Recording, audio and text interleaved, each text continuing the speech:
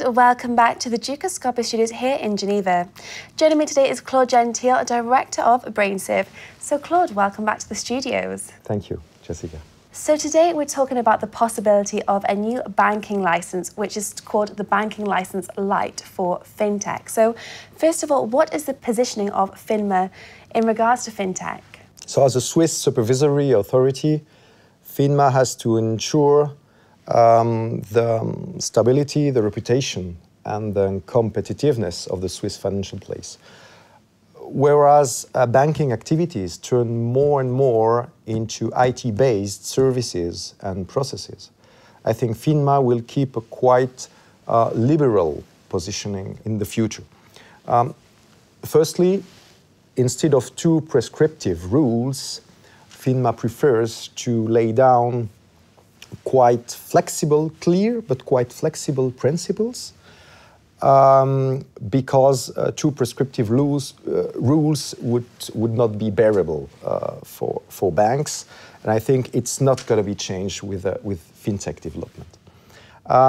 Secondly, FINMA looks for framework conditions which are, as far as possible, neutral towards innovative technologies, neutral towards even disruptive business models.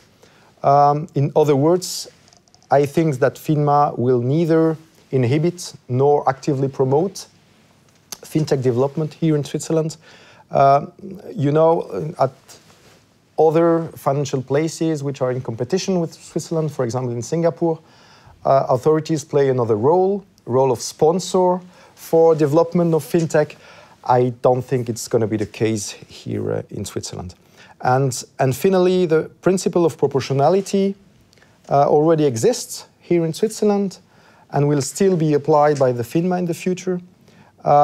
If you have a failure on a FinTech startup with quite low volumes compared to a bank with systemic risk, which is too big to fail, of course, this has not the same impact. And in its task of supervision and enforcement, FINMA will in the future still act with discernment in a comprehensive way, because we are talking about different situations.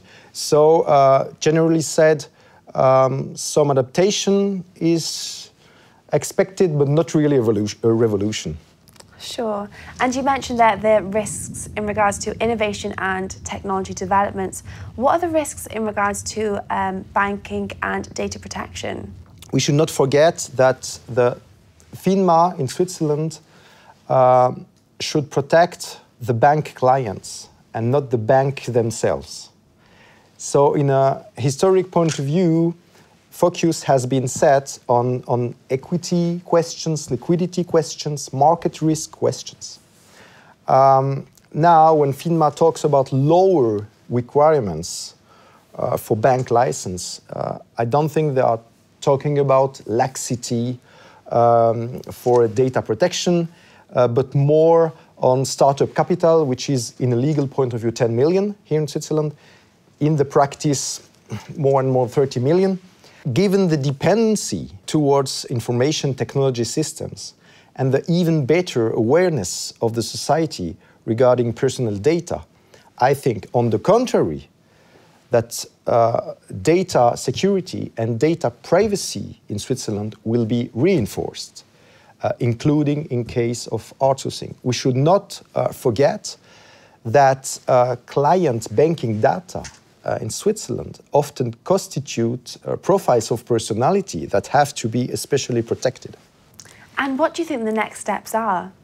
Next steps, difficult to say, difficult to foresee very concretely at the moment which changes are going to be implemented and at which deadlines.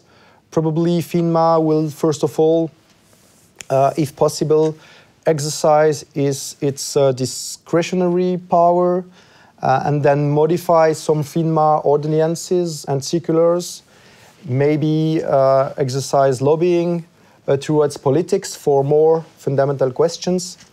One point is very important. when we talk about fintech development, we do not only talk about startups, but we talk as well about traditional banks with very various sizes, which are active in a specific scope of activities. And they are interesting as well in fintech development. We talk about as well new incoming actors, like big internet companies, not Swiss ones, but generally American ones.